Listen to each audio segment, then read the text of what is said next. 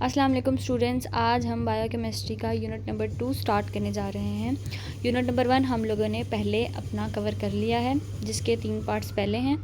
इस यूनिट को अच्छी तरह समझने के लिए आप लोग पहले वो तीनों वीडियोस अच्छी तरह वॉच करके आएँ, ताकि आपको बेसिक कॉन्सेप्ट केमिस्ट्री के मालूम हों, ताकि उसके बाद हम लोग आगे अच्छे से कंटिन्यू कर सकें। हमारे पास आज जो यूनिट 2 है उसके अंदर हम ऑर्गेनिक केमिस्ट्री के बारे में पढ़ेंगे। ऑर्गेनिक केमिस्ट्री है क्या, हम इसको आगे चल के कवर करेंगे। अब इसके अंदर जितने भी हमारे पास कॉन्सेप्ट आ जाएंगे हम लोग उसके बारे में इसमें कवर करेंगे। तो हमारे पास आज के कुछ ऑब्जेक्टिव्स हैं, जिनके अंदर सबसे पहला क्या है, हमारे पास हम लोगों ने क्या करना है, हम लोगों ने बताना है ऑर्गेनिक केमिस्ट्री है क्या, ऑर्गेनिक कंपाउंड्स क्या होते हैं, उसकी क्लासिफिकेशन क्या है, उनकी प्रॉपर्टीज़, उनका नाम रखना, उसके बाद hydrocarbons, alkane, alkyne, alkynes, isomerism, functional group, macromolecules of the human bodies.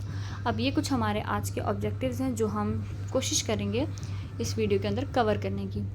चलें, हम लोग पहला हमारे पास टॉपिक आ जाता है, क्योंकि हम ऑर्गेनिक केमिस्ट्री के बारे में पढ़ रहे हैं तो हमें ये मालूम होना चाहिए कि ऑर्गेनिक केमिस्ट्री है क्या।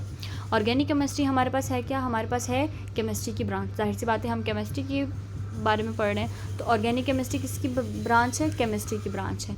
इसके अंदर हम क्या पढ़ते हैं, हम स्ट्रक्चर के बारे में पढ़ते हैं, प्रॉपर्टीज़ और रिएक्शन किसके, ऑर्गेनिक कंपाउंड्स के। जितने भी ऑर्गेनिक कंपाउंड होते हैं उसका स्ट्रक्चर, प्रॉपर्टीज़, रिएक्शन हम इसके अंदर पढ़ते हैं। अब ऑर्गेनिक केमिस्ट्री की अगर हम बात करें ना, तो सिंपल ऑर्गेनिक केमिस्ट्री डील करती है कार्बन के साथ। मतलब इसके अंदर मेन एलिमेंट क्या होगा, मेन एलिमेंट होगा कार्बन। मेन है इसके अंदर कार्बन। अब ये जो कार्बन है इसके साथ कौन अटैच होगा, हमारे पास हाइड्रोजन। कार्बन और हाइड्रोजन इन दोनों के सराउंडिंग ऑर्गेनिक केमिस्ट्री डील करती रहती है हमेशा। हाइड्रोजन तो मेन एलिमेंट है इसका, कार्बन और हाइड्रोजन। दैट्स वाई कि ऑर्गेनिक केमिस्ट्री का एक और नाम क्या है, स्टडी ऑफ हाइड्रोकार्बन्स। अगर आप ये भी लिख देंगे ना कि ऑर्गेनिक केमिस्ट्री क्या है, the study of hydrocarbon. Hydro यानी हाइड्रोजन और कार्बन यानी कार्बन। अब हाइड्रोकार्बन्स के साथ साथ हमारे पास यहाँ पे कुछ और एलिमेंट्स भी हैं जो इसके साथ अटैच हो सकते हैं। कौन से, यहाँ पर आप देख रहे हैं कि हाइड्रोजन तो है, उसके साथ ऑक्सीजन भी बाइंड हो सकता है, नाइट्रोजन भी बाइंड हो सकता है, और हैलोजन। हैलोजन हमें पता है क्लोरीन, फ्लोरीन, ब्रोमीन, आयोडीन, ये हमारे पास पूरी हैलोजन फैमिली है पीरियोडिक टेबल के अंदर। तो ये हमारे पास बेसिक सी डेफिनेशन होगी ऑर्गेनिक केमिस्ट्री की। आगे है हमारे पास इनऑर्गेनिक केमिस्ट्री। इनऑर्गेनिक केमिस्ट्री क्या है, सिंपली अगर हम इसकी डेफिनेशन देखें ना, तो हमने पीछे क्या पढ़ा था, कार्बन और हाइड्रोजन। कार्बन और हाइड्रोजन को छोड़ के जितने भी एलिमेंट्स हैं ना वो सब इसके अंदर आ जाते हैं। सिर्फ कार्बन और हाइड्रोजन को छोड़ दो, बाकी जितने भी एलिमेंट्स हैं वो सब इसमें आ जाएंगे। मैग्नीशियम, आयोडीन, और हमारे पास आ गया फ्लोरीन, हमारे पास आ जाएगा कॉपर, और जितने भी एलिमेंट्स आ जाते हैं ना, हीलियम, नियॉन, रेडान, आर्गान, वो सब लोग इनऑर्गेनिक केमिस्ट्री के अंदर डील करे होंगे। सोडियम हो गया, क्लोराइड्स हो गया, मेटल्स, नॉन मेटल्स, सब के बारे में हम इसके अंदर पढ़ेंगे। उन्हीं की प्रॉपर्टीज़, उन्हीं का रिएक्शन, उसी का स्ट्रक्चर, वो सब लोग हम इनऑर्गेनिक केमिस्ट्री के अंदर पढ़ेंगे। उसके बाद हमारे पास आ जाता है इन दोनों का डिफरेंस। अब देखें, एग्ज़ाम पॉइंट ऑफ व्यू के लिहाज से अगर देखा जाए तो ऑर्गेनिक और इनऑर्गेनिक केमिस्ट्री तो पढ़ ली, लेकिन अब इन दोनों का मेन डिफरेंस पूछा जा सकता है। ऑर्गेनिक केमिस्ट्री हमारे पास क्या है, ऑर्गेनिक कंपाउंड्स, ऐसे कंपाउंड्स होते हैं जो वाटर के अंदर डिज़ोल्व नहीं होते। अब इसको याद रखने का क्या तरीका है, ऑर्गेनिक कंपाउंड कार्बन और हाइड्रोजन आ रहा है इसके अंदर, यानी कि हमारे पास ऑर्गेनिक केमिस्ट्री में क्या चीज़ है, कार्बन और हाइड्रोजन। कार्बन और हाइड्रोजन हमारे पास मिलके क्या बनाते हैं, हमारे पास CH4 अगर हम देखा जाए तो ये हमारे पास सिंपल मीथेन गैस है जो हमारे घरों में आती है और हम खाना बनाते हैं। उसके बाद हमारे पास नंबर 2 पे आ जाता है पेट्रोल। पेट्रोल हम क्या करते हैं, हमारी गाड़ियों में चलाते हैं पेट्रोल। उसके बाद हमारे पास क्या आता है, ऑयल। एक अदद क्या आता है हमारे पास, ऑयल। ये सब लोग एग्जाम्पल किसकी हैं, ऑर्गेनिक कंपाउंड की। अब ऑर्गेनिक कंपाउंड की ये तो सारी एग्जाम्पल्स आ गई। अब हमें पता चल गया, हमारे ब्रेन में एक आइडिया आ गया कि ऑर्गेनिक कंपाउंड्स क्या क्या हो सकते हैं। सिंपल हम ऑयल को अपने ब्रेन में रख सकते हैं। क्या कभी ऑयल को पानी के अंदर आपने डाला है, शेक करने पर वो मिक्स हुआ है, मिक्स नहीं होता वो, उसके बबल्स ऊपर जो सरफेस ऑफ द वाटर होता है उसके ऊपर फ्लॉट करने लग जाते हैं। तो अब क्या होता है, ऑर्गेनिक कंपाउंड जितने भी है ना वो डिज़ोल्व नहीं होते वाटर के साथ। फर्स्ट लाइन हो गई कवर।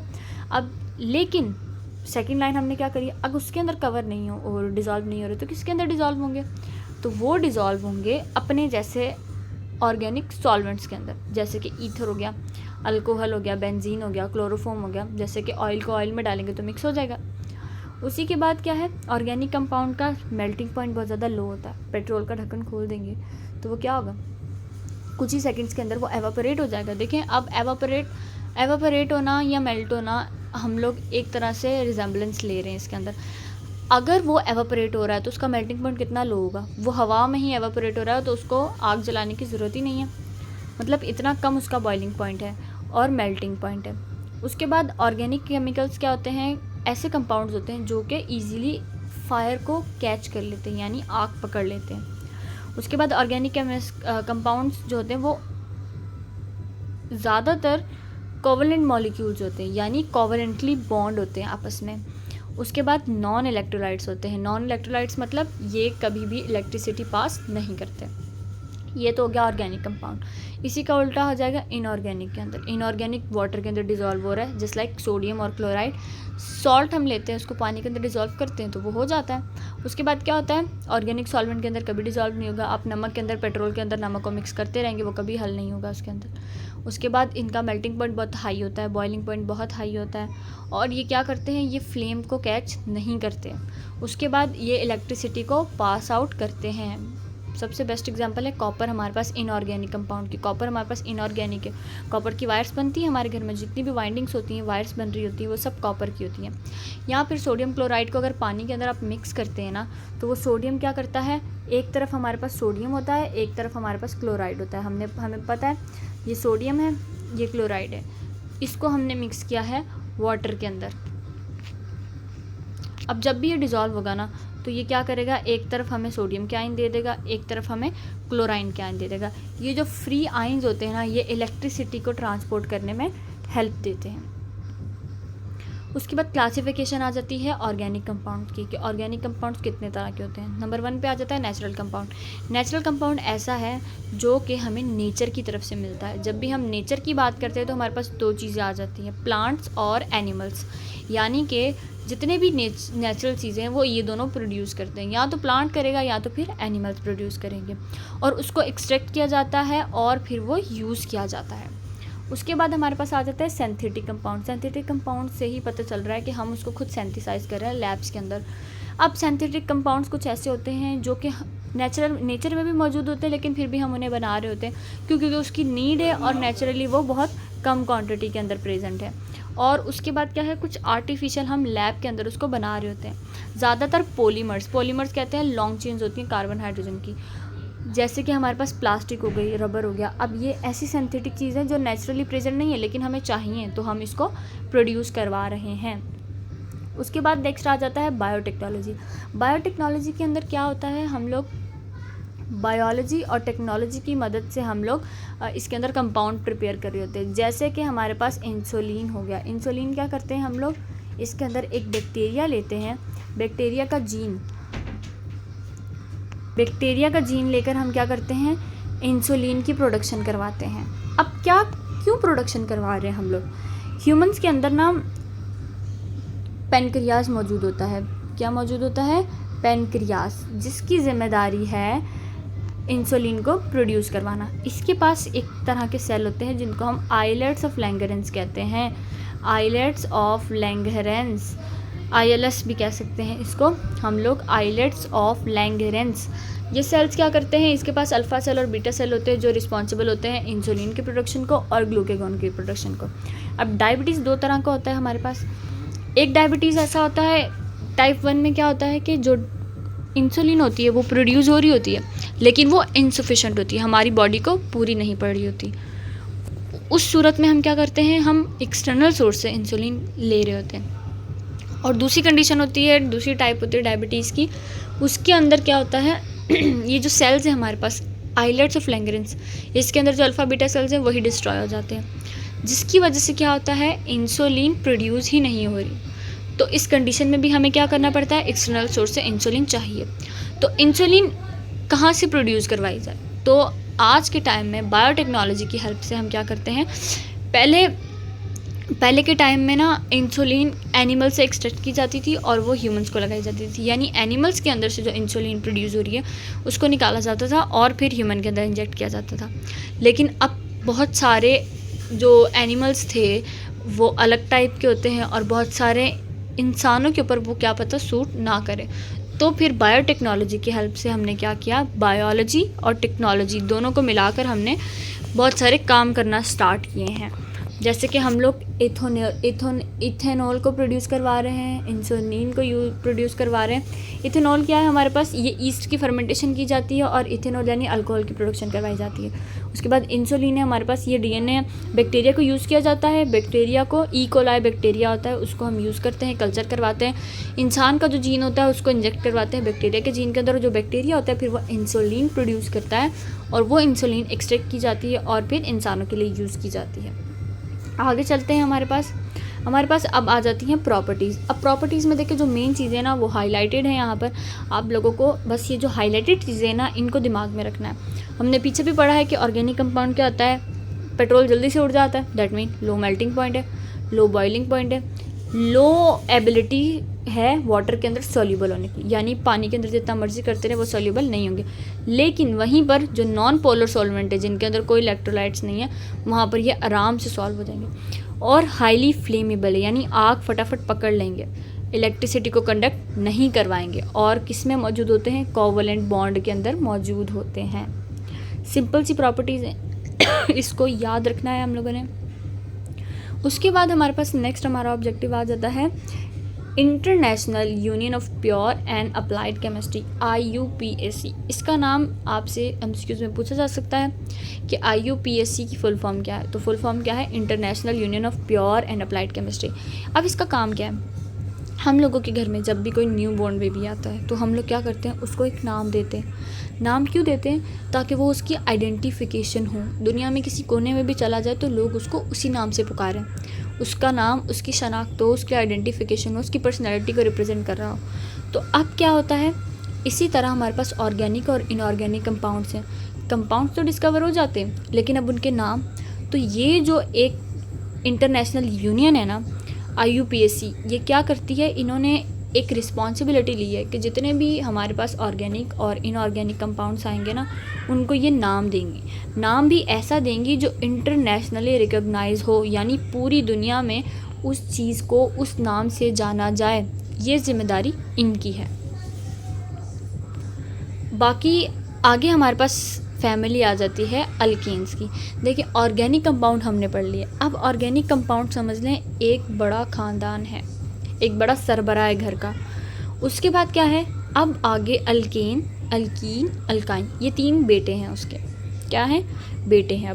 अब एक बाप है उसके 3 बेटे हैं, तो तीनों की जो प्रॉपर्टीज़ होंगी वो डिफरेंट होंगी, दिखने में डिफरेंट होंगे, ऐसी बात है। हर एक बच्चा एक जैसा नहीं होता। उसी तरह ऑर्गेनिक केमिस्ट्री का जो फर्स्ट हमारे पास अगर हम कहें कि सन हो गया, वो है हमारे पास अल्केन। अल्केन क्या है, हाइड्रोकार्बन है, यानी हाइड्रोजन और कार्बन से मिलकर बना है, हाइड्रोकार्बन कह सकते हैं। तो ये क्या है, ऑर्गेनिक कंपाउंड है। हमने पीछे डेफिनेशन में पढ़ी कि ऑर्गेनिक कंपाउंड को हम क्या कहते हैं, हाइड्रोकार्बन्स कहते हैं। हाइड्रोकार्बन्स कह रहे हैं यानी इसके अंदर कार्बन और हाइड्रोजन दोनों मौजूद हैं। अब इसका फीचर क्या है अल्केन का, अल्केन है सैचुरेटेड हाइड्रोकार्बन्स। सैचुरेटेड हाइड्रोकार्बन्स है, मुराद है कि इसके अंदर जितने भी बॉन्ड्स होंगे वो कार्बन कार्बन के सिंगल बॉन्ड होंगे, कोई भी इसके अंदर डबल या ट्रिपल बॉन्ड नहीं होगा। सिंपल चेन होगी, ब्रांच होगी, साइकिल होगा, जो भी कुछ होगा वो सिंगल बॉन्ड में होगा।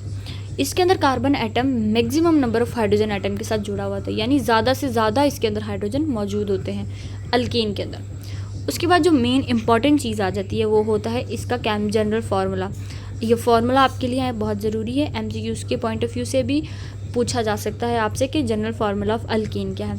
यहाँ पे अल्केन का फार्मूला है CnH2n+2। n रिप्रेजेंट कर रहा है नंबर ऑफ कार्बन को। अब कार्बन के नंबर 1 भी हो सकता है, 2 हो सकता है, 3 हो सकता है, 4 हो सकता है, 5 हो सकता है। फिर यही जो कार्बन का नंबर है इसको ये जो हाइड्रोजन के साथ जो n दिया गया है इसके साथ हम क्या करते हैं, मल्टीप्लाई करते हैं। अगर कार्बन 3 है फॉर सपोज, यहाँ पे C3 आ गया, तो हाइड्रोजन के साथ हमने क्या लगाया, 2 × 3, 2 3 ज़ा 6 हो गया, 6 प्लस करेंगे 2 के साथ 6 7 8। अब हमारे पास क्या आ गया C3H8 हमारे पास, ये फॉर्मूला बनेगा हमारे पास नेक्स्ट इनको प्लस करने से। अब कार्बन 3 है और हाइड्रोजन 8 है, तो हमारे पास ये बनेगा प्रोपेन। ये हमारे पास क्या बन गया, प्रोपेन। 3 कार्बन वाले को हम प्रोपेन कहते हैं, 1 कार्बन वाले को मीथेन, 2 कार्बन वाले को इथेन, 3 को प्रोपेन, फिर 4 को ब्यूटेन, फिर 5 को पेंटेन्स, 6 को हेक्सेन। इस तरह पूरी काउंटिंग चलती है केमिस्ट्री के अंदर अल्केन्स की या ऑर्गेनिक कंपाउंड्स की। अब इसके अंदर क्या है CnH2n और +2, ये हमारे पास फॉर्मूला आ जाता है इसका, ये याद रखना है आप लोगों ने। अल्केन के अंदर क्या क्या चीज़ें हम लोगों ने याद रखनी है, सबसे पहले कि ये सैचुरेटेड है, सैचुरेटेड हाइड्रोकार्बन से। सैचुरेटेड हाइड्रोकार्बन से मुराद क्या है कि ये हमारे पास सिंगल बॉन्डेड होते हैं। उसके बाद ये क्या है, हमेशा ये लेस रिएक्टिव रहेंगे, क्यों, क्योंकि ये सिंगल बॉन्ड है, ज़्यादा से ज़्यादा हाइड्रोजन इसके साथ पहले ही अटैच है, तो ये ज़्यादा रिएक्टिव नहीं होगा। और इसका जनरल फार्मूला, ये 3 चीज़ें हम लोगों ने याद रखनी है। उसके बाद हमारे पास एग्जाम्पल आ जाती है इसी की। क्या एग्जाम्पल है हमारे पास, सिंपल एग्जाम्पल है मीथेन की, CH4, 1 कार्बन है और 4 हाइड्रोजन है। अब इसके अंदर क्या है, 1 कार्बन और 4 हाइड्रोजन एटम इसके साथ ज्वाइन है। इस तरह एक कार्बन होगा 1 2 3 4, ये हमारे पास यहाँ भी हाइड्रोजन, यहाँ भी हाइड्रोजन, यहाँ भी हाइड्रोजन और यहाँ भी हाइड्रोजन ये मौजूद होगा। इस तरह ये चारों तरफ इसके हाइड्रोजन ने अपना वो स्ट्रक्चर बनाया होगा। उसके बाद जो मीथेन है कंपोनेंट है किसका, नेचुरल गैस का, यूज़ किया जाता है एज अ फ्यूल। अगर हम अल्केन की बात करें ना, कि ज़्यादातर अल्केन कहाँ पर पाया जाता है, तो अल्केन कहाँ होता है हमारे पास, ज़्यादातर फ्यूल्स में यूज़ होता है। किस में यूज़ हो रहा होता है, फ्यूल्स के अंदर यूज़ हो रहा होता है। कौन से फ्यूल, हमारे पास गैस आती है घर के अंदर, उसके अंदर अल्केन मौजूद होता है। जो हम पेट्रोल यूज़ कर रहे होते हैं, डीजल यूज़ कर रहे होते हैं, लुब्रिकेंट, हम डीजल को एज अ लुब्रिकेंट यूज़ कर रहे होते हैं ना। बहुत सारे लुब्रिकेंट्स होते हैं जो हम लोग क्या करते हैं ऑटोमोबाइल्स के अंदर यूज़ कर रहे होते हैं, ताकि उसके अंदर फ्रिक्शन को हम रिड्यूस कर सकें, ये उसके काम भी आता है। अब नेक्स्ट अगली फैमिली हमारे पास आ जाती है अल्कीन की। अब ये दूसरा बेटा है। पहले बेटे की खासियत क्या थी कि वो सैचुरेटेड है, हमेशा सिंगल बॉन्डेड रहता है, उसका डबल बॉन्ड बनाना पसंद ही नहीं है, ज़्यादा से ज़्यादा हाइड्रोजन को अपने साथ रखेगा, और उसका फॉर्मूला क्या था, CnH2n+2। अब दूसरा बेटा आ गया।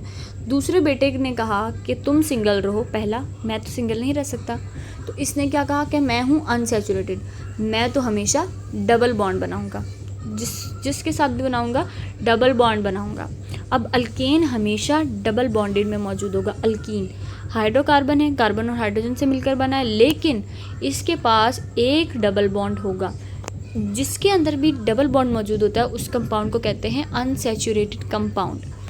अब ये जो डबल बॉन्ड होता है ना, ये इसको ज़्यादा रिएक्टिव करवा देता है। मतलब डबल बॉन्ड होगा तो किसी के साथ भी जाके जुड़ सकता है।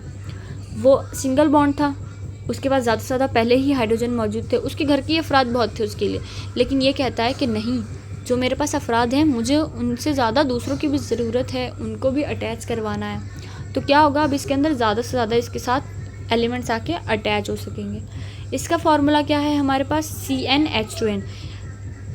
अब देखें इसके अंदर हाइड्रोजन का नंबर थोड़ा कम हो गया।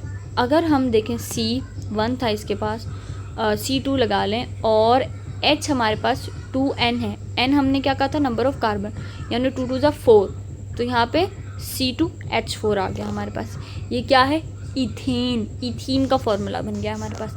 इथीन का फॉर्मूला मतलब n रिप्रेजेंट कर रहा है हमारे पास कार्बन को, और बाकी जो H है वो नंबर ऑफ बॉन्ड रिप्रेजेंट करेंगे, हाइड्रोजन कितने बॉन्ड बना रहा है इसके साथ। उसके बाद इसकी एग्जांपल आ जाती है, हमने सिंपल एग्जांपल ली है इथाइलिन।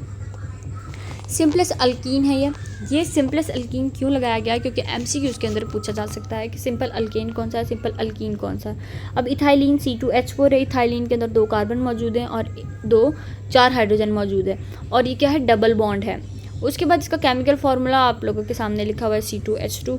अब ज़्यादातर अल्कीन्स जो होते हैं वो क्या होते हैं, कलरलेस गैस की फॉर्म में होते हैं, और ये क्या करवाते हैं, प्रोडक्शन ऑफ पॉलीइथाइलिन में मदद देते हैं। यानी पॉलीइथाइलिन जो हमारे पास प्लास्टिक की फॉर्मेशन हो रही है, ज़्यादातर हम अल्कीन फैमिली को यूज़ करते हैं प्लास्टिक को प्रोड्यूस करवाने के लिए।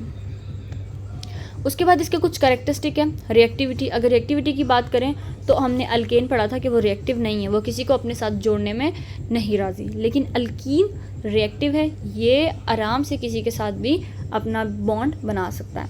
और आइसोमेरिज्म, इसके अंदर एक और कैरेक्टर है आइसोमेरिज्म का। आइसोमेरिज्म ना एक ऐसा ऐसा प्रोसेस है जिसके अंदर क्या होता है, एक एलिमेंट दिखने में वैसे ही होगा लेकिन वो अपना केमिकल स्ट्रक्चर चेंज कर लेता है, जो उसकी केमिकल कंपोजिशन होती है ना वो थोड़ी बहुत चेंज हो जाती है, उसको हम आइसोमर कहेंगे। बाहर से दिखने में दोनों एक जैसे लग रहे होंगे, जैसे अल्केन और अल्कीन है, लग तो भाई भाई रहे होंगे, लेकिन उनके अंदर क्या होगा, चेंज आ जाएगा, वो आइसोमर हो जाएंगे अपने जैसे। क्यों होंगे, क्योंकि इसके अंदर डबल बॉन्ड मौजूद है, तो वो डबल बॉन्ड अपनी पोजीशन चेंज करेगा तो क्या होगा, उसकी केमिकल स्ट्रक्चर तो चेंज होगा लेकिन बाहर से वही रहेगा। तो एग्जांपल है यहाँ पर 1 ब्यूटीन वर्सेस 2 ब्यूटीन। 1 ब्यूटीन और 2 ब्यूटीन पता है किसको रिप्रेजेंट कर रहे हैं, जैसे कि हमारे पास था ये कार्बन और डबल बॉन्ड आ गया कार्बन के साथ, और इसके साथ अटैच था हाइड्रोजन ऐसे। अब यहाँ 1 था, 2 था, और ये इसके साथ हमने 3 लगा दिया। अब यहाँ पे जो डबल बॉन्ड आ रहा है ना वो 1 पे आ रहा है, यानी 1 और 2 के दरम्यान डबल बॉन्ड आ रहा है। अब उसी के साथ हमने क्या किया, हमने ये डबल बॉन्ड उठाया। अब यहाँ पर अगर हम इसका नंबर देखें तो 1 2 3 4 हमने इसके अंदर क्या लगाए हैं, कार्बन ऐड किए हैं, 4 कार्बन ऐड किए हैं। अगर हम काउंटिंग करें 1 2 3 और ये 4, जहाँ से डबल बॉन्ड नज़दीक होगा वहाँ से काउंटिंग करेंगे। इसको देखें, और ये हमारे पास है 1 ब्यूटीन, यानी डबल बॉन्ड 1 पे मौजूद है। अब दूसरा एक स्ट्रक्चर बना के दिखाते हैं, इसके अंदर भी 4 कार्बन थे। अब दूसरे स्ट्रक्चर के अंदर भी हमारे पास क्या आएंगे, कार्बन 4 ही आएंगे, लेकिन उसके अंदर स्ट्रक्चरल चेंज क्या होगा, अब उसके अंदर ये होगा CH आ गया, फिर आगे CH, फिर डबल बॉन्ड, फिर CH, और फिर यहाँ पे हमारे पास CH। अब देखिए अगर काउंटिंग स्टार्ट करें तो 1 2 3 और ये 4 कार्बन तो है इसके पास, लेकिन चेंज क्या है, डबल बॉन्ड की पोजीशन। अब ये क्या करते हैं, नंबर वही रहेगा लेकिन बस वो डबल बॉन्ड चेंज होगा, तो ये अपने केमिकल स्ट्रक्चर थोड़ा बहुत चेंज कर लेंगे, जिससे यह एक दूसरे के आइसोमर बन जाएंगे। उसके बाद हमारे पास अल्कीन्स आ जाता है कि अल्कीन क्या है, कॉमनली प्लास्टिक बनाने में यूज़ होता है, अल्कोहल बनाने में यूज़ करता है, और केमिकल्स बनाने में इंडस्ट्रीज़ में यूज़ किया जाता है। उसके बाद लास्ट अफराद आ गया है इस फैमिली का, जिसको हम अल्काइन कह रहे हैं। अल्काइन का काम क्या है, ये भी हाइड्रोकार्बन है। इसके अंदर क्या होता है, अब पहले के अंदर सिंगल रह रहा था, दूसरे ने कहा मैं 2 करूँगा, अब तीसरा कह रहा है भाई मैं तो बहुत ज़्यादा एडवांस हूँ, मुझे क्या चाहिए, ट्रिपल बॉन्ड चाहिए। अब ट्रिपल बॉन्ड क्या करते हैं, जब भी किसी के अंदर एक से ज़्यादा बॉन्ड होंगे तो हमें पता है हम उसको क्या कहेंगे, अनसैचुरेटेड हाइड्रोकार्बन्स कहेंगे। अब इसके साथ ना और भी कम हाइड्रोजन आके अटैच होंगे। अब देखो अगर आप ज़्यादा खुश रह रहे हो बाहर के लोगों के साथ, तो घर के लोग आपके साथ कम ही अटैच होंगे। तो इसी तरह हाइड्रोजन कह रहा है कि अगर तुम ज़्यादा खुश हो बाहर के लोगों के साथ तो मुझे कम ही अटैच करो अपने साथ। तो ये क्या कर रहा, उसको अपने साथ बहुत कम अटैच करेगा। इसका जनरल फार्मूला देख लेते हैं, CnH2n-2। अल्केन 2 को ऐड कर रहा था, लेकिन ये क्या कर रहा है भाई, दो जो ऐड है ना उसको भी कह रहा है तुम निकल जाओ भले। उसके बाद क्या है, n number of carbon atom है, और इसके अंदर एक ट्रिपल बॉन्ड मौजूद होगा। अब ये जो जैसे जैसे आगे बढ़ रहे हैं, इसका हाइड्रोजन का नंबर कम क्यों हो रहा है, क्योंकि जो कार्बन की वैलेंसी है ना वो ट्रिपल बॉन्ड के साथ सेटिस्फाई हो रही है। ट्रिपल बॉन्ड लगा देंगे पहले ही तो 3 कार्बन की जगह तो खाली होगी। अब देखो कार्बन 3 बॉन्ड पर आ रहा है, कार्बन के पास 4 की वैलेंसी है, तो इसके साथ सिर्फ 1 हाइड्रोजन की जगह खाली होगी। तो जाहिर सी बात है जब 4 हाइड्रोजन की जगह 1 हाइड्रोजन ट्रिपल बॉन्ड ले रहा है तो उसको हाइड्रोजन की जगह वो रिप्लेस कर रहा है। उसके बाद एग्जांपल आ जाती है अल्कीन की। सिंपलेस्ट हमारे पास एसिटाइलिन एक एग्जांपल है अल्कीन की। ये हमारे पास क्या है, सिंपलेस्ट अल्कीन है, इसका फार्मूला है C2H2। इसके पास ट्रिपल बॉन्ड मौजूद है एक। ये क्या है, कलरलेस गैस है, फ्यूल के तौर पे यूज़ किया जाता है स्पेशली वेल्डिंग के अंदर और मेटल्स को कटिंग करने के अंदर। Where it burns with an extremely hot flames, इसको उसमें यूज़ किया जाता है क्योंकि इसके अंदर बहुत ज़्यादा हॉट फ्लेम जो है वो जलती है, बहुत ज़्यादा फ्लेम से बर्न होता है। वेल्डिंग करते वक्त हमने देखा कितनी प्रेशर से वो जो फ्लेम होती है वो हो रही होती है, उसी की हेल्प से क्या होता है हम लोग वेल्ड कर रहे होते हैं किसी भी चीज़ को या किसी मेटल को कट करने में हेल्प कर रहे होते हैं। तो ये हमारे पास एग्जांपल है इसकी अल्काइन की। याद रखिएगा सिंपल अल्केन क्या था हमारे पास, अल्केन हमारे पास सिंपलेस्ट था एलिमेंट जो कि सिंगल बॉन्डेड था और सैचुरेटेड था। CnH2n+2 उसका फार्मूला था। फिर हम अल्कीन की तरफ आए। अल्कीन क्या था, अनसैचुरेटेड था, क्योंकि उसके पास डबल बॉन्ड थे और उसका फार्मूला क्या था, CnH2n। उसके बाद हम अल्काइन की तरफ आए। अल्काइन हमारे पास क्या था, हमारे पास अल्काइन ट्रिपल बॉन्डेड था, अनसैचुरेटेड था, उसका फार्मूला क्या था, CnH2n-2। अब अगर हम इसकी एक बात याद रखें कि आपके लिए MCQs के लिहाज से क्या आ सकता है, रिएक्टिविटी। सबसे ज़्यादा रिएक्टिव अगर हम देखा जाए तो कौन होगा, वो होगा हमारे पास सबसे लास्ट फैमिली अल्काइन। क्या होगा, अल्काइन। उसके बाद अगर हम देखा जाए उसके बाद आएगा अल्कीन, उसके बाद लास्ट में आएगा अल्केन। अल्केन सबसे कम रिएक्टिव है और सबसे ज़्यादा रिएक्टिव है अल्काइन। और उसके बाद एक और मेन चीज़ है इनके अंदर कि और क्या चीज़ ज़रूरी है, वो है इनके एंडिंग नेम। एंडिंग नेम क्या ज़रूरी है, अल्केन को हमेशा हम लास्ट में ANE से शो करेंगे। क्या करेंगे, ANE से शो करेंगे। जितने भी उसकी फैमिली वाले होंगे, मीथेन, इथेन, प्रोपेन, उसके एंड में ANE लगेगा। लेकिन जब भी हम इथीन की बात करेंगे तो उसके एंड में ENE लगा होगा। जितने भी इथीन फैमिली के लोग होंगे उसके अंदर ENE लगा होगा। उसके बाद जितने भी हमारे पास अल्काइन फैमिली के लोग होंगे उसके अंदर Y क्या लगा होगा, YLENE ये लगा हुआ होगा। अब एग्जाम्पल में दिखा देते हैं आपको। यहाँ पे एग्जाम्पल थी हमारे पास अल्काइन की, एसिटाइलिन, YLENE लगा हुआ है, ये रिप्रेजेंट कर रहा है, इसके अंदर ट्रिपल बॉन्ड है, ये चीज़ याद रखिएगा। उसके बाद हमारे पास नेक्स्ट अगर हम ले ले एग्जाम्पल अल्कीन की, तो अल्कीन की एग्जाम्पल में ये देखें यहाँ पे LENE लगा हुआ है। दैट मीन्स ये किसको रिप्रेजेंट कर रहा है कि ये कहाँ पे है, अल्कीन फैमिली से रिप्रेजेंट कर रहा था। और अल्केन फैमिली में मीथेन हमने पढ़ा था, ANE लिखा हुआ है, मीथेन अल्केन को रिप्रेजेंट कर रहा है, इसका ये सुफिक्स है, इस चीज़ से भी इसको पहचाना जाता है। अब यहाँ पर इस वीडियो को हम एंड करते हैं। नेक्स्ट के जो टॉपिक्स हैं उसको हम अगली वीडियो के अंदर कवर करना स्टार्ट करेंगे। Okay students, thank you.